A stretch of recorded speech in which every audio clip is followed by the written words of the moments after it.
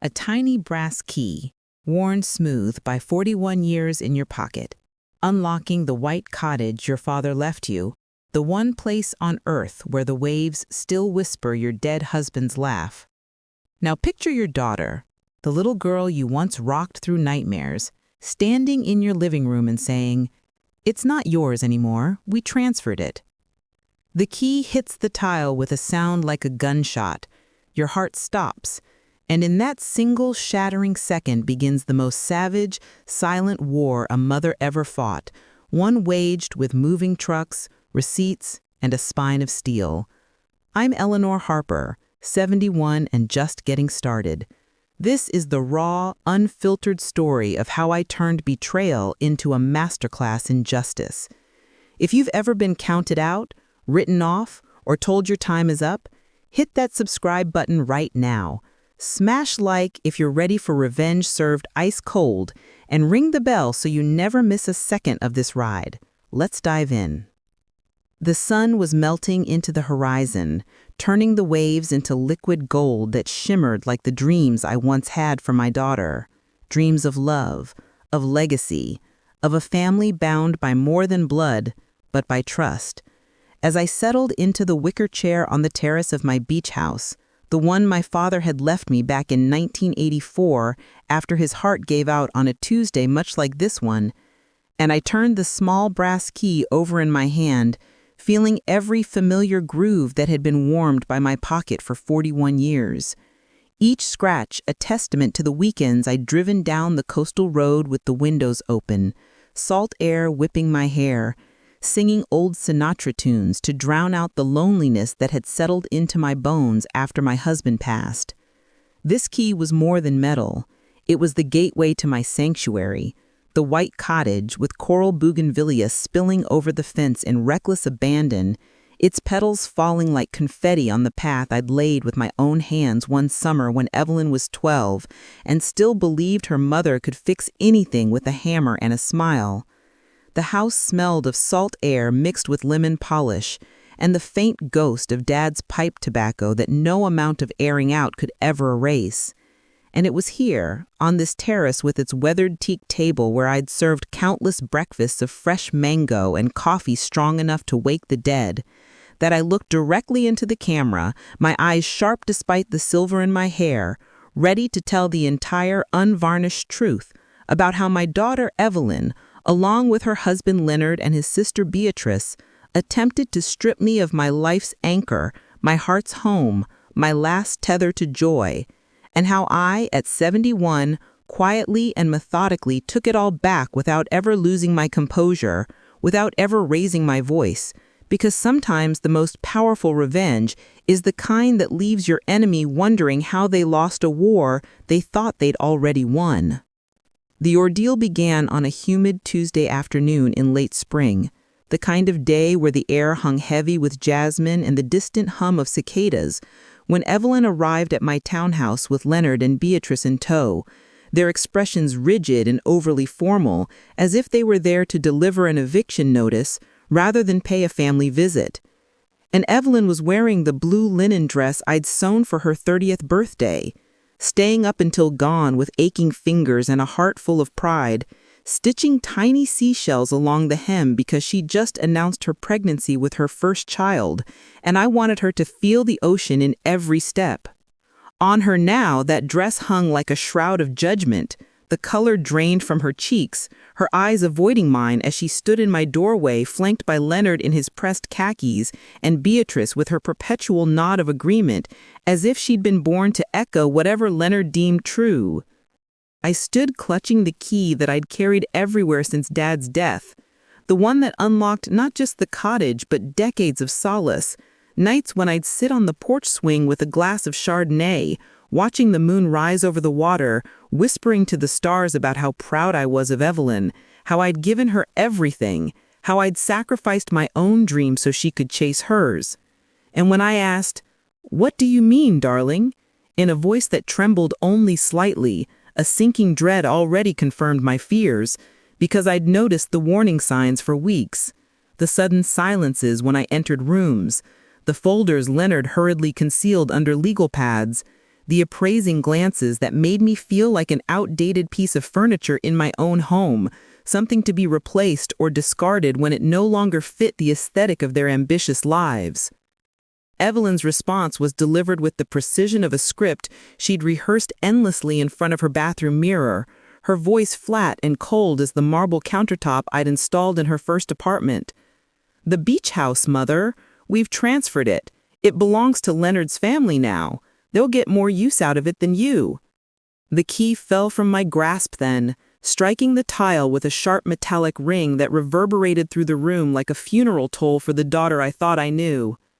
And though Leonard bent to retrieve it with that practiced solicitude he reserved for clients, I snatched it first, gripping it tightly until the edges drew warmth from my rising anger, the metal biting into my palm like a reminder that some things are worth bleeding for. As I reminded them in a voice rough with shed tears, "My father left me that house. It's all I have of him." Evelyn dismissed my protest with an exasperated sigh that cut deeper than any shout, insisting, "Mother, please. At your age, you don't need a beach house. What for? To sit and stare at the ocean alone? It's lonely, Mother. It's sad." A blatant falsehood that stung deeply. Because in reality, I escaped there every weekend, driving down at dawn with a thermos of coffee and a heart heavy with the weight of widowhood. Every holiday when the townhouse felt too large and empty without my husband's laughter. Every moment the silence became unbearable and I needed to hear the waves crash like they had when Dad taught me to swim. When he'd hold me up and say, "The sea doesn't care how old you are, Eleanor. It only cares that you show up." Leonard finally chimed in with feigned sympathy that didn't reach his eyes, assuring me in that smooth realtor voice he used to close deals. "Papers are signed, all legal, nothing to worry about." As if my emotional devastation was a minor inconvenience to be filed under client concerns. And when I pressed for details on how they accomplished this while the title remained in my name, my voice cracking like the old floorboards in the cottage during storms, Evelyn averted her eyes and admitted in a rush, "Technically it's still in your name, but we have power of attorney. You signed it last winter when you had the flu. For bills, you said." The revelation that they'd exploited my vulnerability hit like a tidal wave crashing over the breakwater, leaving me whispering in disbelief, "You used my sickness." The words tasting like betrayal and bile. But Evelyn brushed it off as assistance with a wave of her manicured hand, claiming, "We're helping you. Property is a burden now. Taxes, repairs, things you can't manage alone." And Beatrice reinforced this betrayal by patronizingly declaring, "Evelyn's right, Mrs. Harper. You've had your turn. Let the next generation enjoy what you built." Reducing me to an obsolete relic at 71 when I felt more vibrant than any of them, my mind sharp, my hands steady, my heart still capable of fierce love and fiercer protection. Evelyn's hand on my shoulder burned like a brand as she offered with false sweetness, "Don't look like that. You can visit any time. It's still your house." Treating my own home, where I'd rocked her to sleep during thunderstorms, where I'd taught her to bake Dad's favorite lemon meringue pie, where I'd cried into the pillows after her father's funeral, like a generous concession from people who never earned the right to give it. And in that moment, a profound calm descended over me, the kind that comes after the initial shock of grief, allowing me to respond with serene acceptance. "I see." In a voice so steady it surprised them all, as they anticipated a fierce battle, tears, pleading, perhaps even collapse, but instead received what seemed like easy capitulation, complete with my small, enigmatic smile that masked the strategic fire igniting within, a fire forged from 41 years of carrying this key, of nurturing this home, of loving a daughter who now stood before me as a stranger. As they departed with insincere cheek kisses that tasted of salt and lies, Evelyn mentioned their move-in the following Saturday with a full moving crew, her voice bright with victory. "Leonard's family is so excited. They're bringing the kids, the grandkids. It'll be alive again." And I casually inquired about my belongings, the sofa I'd bought, the teak table I'd haggled for in a Yucatan market, the china from my grandmother passed down through 3 generations, the curtains I'd embroidered during Evelyn's appendicitis when she was 9, and I sat by her hospital bed stitching by flashlight, only to learn they assumed everything stayed as part of the house for convenience. Leonard adding with casual arrogance, "We thought it'd be easier if everything just stayed, nowhere for you to store it anyway," which I agreed to with feigned compliance.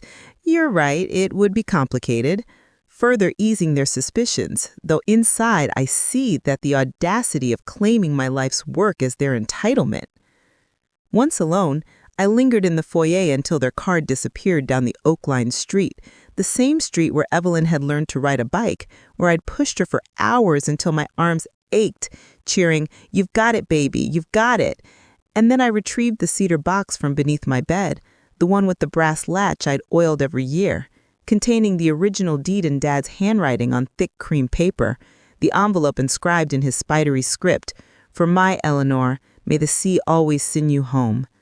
A poignant reminder of what was rightfully mine, of the promise he'd made when I was 16 and grieving my mother. "This house will always be yours, no matter what." The doorbell interrupted my reverie, raising hopes of Evelyn's regret, of her rushing back with tears and apologies.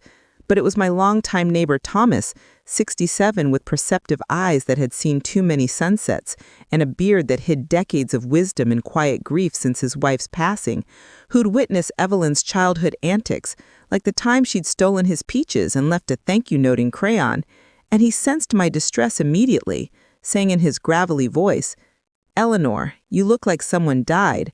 Tell me what happened." Over coffee in my mother's rose-patterned cups, the ones with the delicate gold rim that Evelyn had traced with her tiny fingers as a child, asking, "Will I have cups like this when I'm big?" I recounted every detail, every word, every glance, my voice breaking only once when I described the power of attorney. And Thomas, drawing from his own experience with his brother's estate and the 2 years of legal battles that had aged him a decade, declared with quiet fury, "That's fraud, Eleanor. Power of attorney can't gift real estate without clear consent.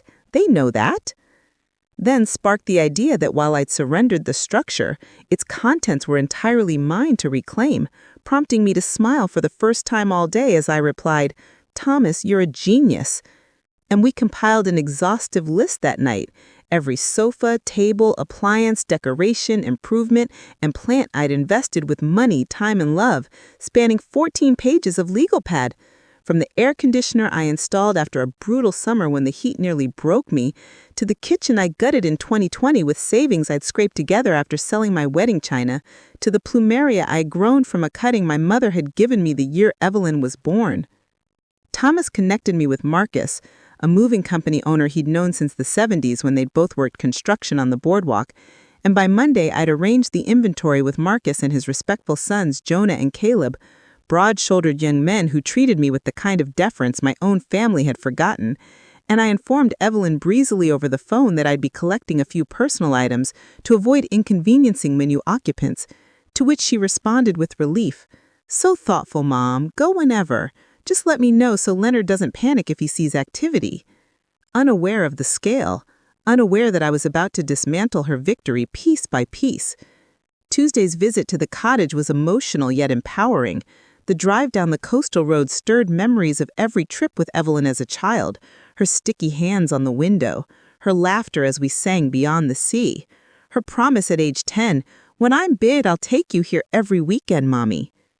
And as I documented everything with photos, measurements, and matching receipts, from the air conditioner installed the prior year after a heat wave that left me dizzy, to the full kitchen and bathroom remodels I'd overseen with contractors who'd become friends, even the 20-year-old plumeria in the garden that had bloomed the day Evelyn graduated college, I felt a surge of ownership, of righteousness, confirming that upon completion, the house would be a pristine empty shell, a monument to their greed and my resilience.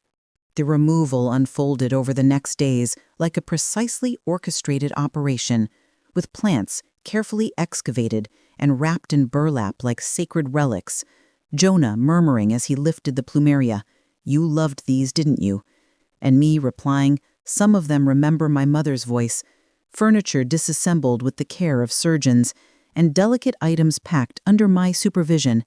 Every photograph of Evelyn's childhood, every letter from my husband during his deployment, every seashell she'd collected and labeled with dates in her careful child's handwriting, culminating Thursday afternoon just as Leonard arrived unexpectedly to inspect, his initial smugness dissolving into shock and fury upon entering the void, demanding in a voice that cracked with panic, "Where is everything?"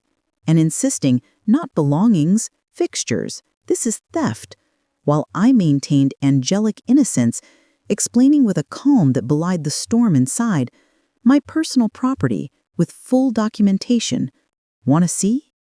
And as Leonard raged over the phone to Evelyn, his voice echoing off the bare walls, she gutted it. Nothing, not even the AC. The walls are naked. Marcus stood firm like a gentle giant, offering to review receipts, while I calmly collected the last boxes and departed, leaving him gesticulating in the echoing emptiness with his desperate plea, "This is our house, furnished. You can't do this." That evening, Evelyn confronted me at home, bursting through the door with her key still, as if she hadn't just tried to erase me, her eyes wild with fury and fear, accusing, in a voice that trembled with betrayal, "Selfish hag, what have you done?" But I countered steadily from my wingback chair, the one my husband had fallen asleep in every night reading the paper, that protecting what I'd earned wasn't vindictive, especially after their secret theft using my illness. "You assumed I'd vanish, Evelyn. You assumed I'd just fade away." And when Thomas arrived, drawn by the shouting, his presence a quiet fortress, he bolstered my side with, "I taught this girl to swim, bandaged her knees when she fell off her bike. Where's that girl now?" Forcing Evelyn to confront the ugliness of her actions, including her outburst that ripped through the room like a blade. "You've already lived your life and should step aside." A confession that hung in the air like smoke, revealing the depth of her resentment, her belief that my existence was an inconvenience to her future. The following day, during the final cleaning, the family arrived to survey the damage. Leonard, Evelyn, Beatrice, and even Leonard's parents who'd driven in from the suburbs, their footsteps echoing like accusations in the hollow space, pleading for compromise in voices that ranged from desperate to condescending. Evelyn begging, "Keep the sofa, the table. We'll buy the rest. Just give us 2 weekends a month." Leonard bargaining, "We'll pay for the air conditioner. Just put it back." Beatrice whining, "We're family," which I rejected outright as insulting crumbs. No crumbs from my own table. Brandishing the fraudulent documents and declaring with a voice that finally shook with righteous anger, any court would see it as theft. "Show me the clause allowing transfer. Show me the will gifting to Leonard's kin." Prompting Leonard's disbelieving, "You'd sue us? Your own daughter?" And their defeated retreat after Beatrice's week, "This isn't what we wanted." To which I replied, "No, it's exactly what you wanted, until it wasn't convenient."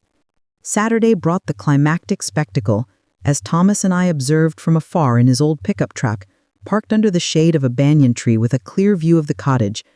The extended family's arrival in a caravan of 3 SUVs packed with coolers, beach chairs, and children's toys, their frozen horror at the barren interior visible through the uncovered windows like a silent film of shock. The escalating chaos of echoing shouts, Leonard's mother barking, "Where's the furniture? We were promised a home." His sister screeching, "You said it was equipped." The kids running through empty rooms, their voices bouncing like marbles in a tin can. The sweltering heat without shade or cooling turning the house into a furnace. Desperate rentals of inadequate plastic furniture arriving in a rattling truck. 6 folding chairs, 2 card tables, 3 air mattresses that wouldn't accommodate a quarter of them, and gradual desertions as the reality set in. Couples with toddlers packing up first with muttered, "This is ridiculous." Teenagers complaining, "There's no Wi-Fi, no TV, no nothing." Until by late afternoon, only Evelyn, Leonard, and Beatrice remained amidst paper plates and warm soda in defeated silence. Leonard's mother delivering a parting shot as she climbed into her car. "Next time secure the premises before inviting the whole family." Leonard, before they too packed up early. Evelyn's face pale with humiliation as she loaded the last cooler. In the aftermath, as the dust settled and the cottage stood empty under the relentless sun, Marcus proposed over coffee at my kitchen table, his voice steady with the wisdom of a man who'd seen too many family wars, selling them back the contents for $45,000 plus a fair shared use calendar. A pragmatic path to partial reconciliation without surrendering dignity. And after Evelyn's initial resistance over the phone, steep its extortion, and consultation with Leonard, who finally admitted in a voice stripped from bravado, "We handled it badly, no power of attorney that way, no assuming furniture, no excluding you." They accepted, transferring the funds with a note that read, "For the furniture and for the peace," and negotiating equitable divisions. Summers alternated by weeks to accommodate their large family gatherings, winters mostly mine given their preference for ski trips, with advance notice for guests, and a clause that any major changes required mutual consent. The furniture's return the following Saturday under Marcus's care was a resurrection, each piece carried back with the reverence of a homecoming. Jonah placing the sofa exactly where it had always lived, murmuring, "Feels right again." Caleb reinstalling the air conditioner with a satisfied grunt, cool as the first day. And as Leonard's family arrived to genuine awe and gratitude, no longer demanding but asking, Leonard's father saying with quiet respect, "Thank you for sharing, Eleanor. This is more than we deserved," emphasizing sharing rather than taking. Evelyn and I walked the beach at dusk, the sand cool under our feet, the waves gentle for once, and she admitted with tears in her eyes, "I learned rendering someone invisible only strengthens them. I thought I was helping, I thought you'd be relieved, but I see now I was erasing you." Expressing remorse with a broken, "I never meant harm, thought best for all, for the kids, for the future," and vowing through sobs, "Won't happen again, Mom, I swear on everything," which I forgave with a hand on her cheek, the same way I'd done when she was 5 years old and fell off her bike, while cautioning softly, "Trust is earned, one day at a time," because trust would rebuild slowly, like the bougainvillea that took years to climb a fence. 1 month later, sunset paints the terrace gold. The key is warm in my hand, the bougainvillea riots over the fence, and the cottage hums with life, my life, on my terms. Down on the sand walks another silver-haired warrior, carrying the same invisible weight I once did. I call, "Coffee's hot, come sit." She climbs the steps. I pour into grandmother's rose cups. We clink porcelain to the sea. The house is shared now, the calendar fair, trust rebuilding one honest weekend at a time. But the key, the heart, the victory, all mine, forever. If this story lit a fire in you, drop a like, comment your own comeback moment below, and subscribe with notifications on, because every week I'm bringing you real stories of women who refuse to fade. Share this with someone who needs to remember, the ocean doesn't care how old you are. It only cares that you show up. See you in the next one.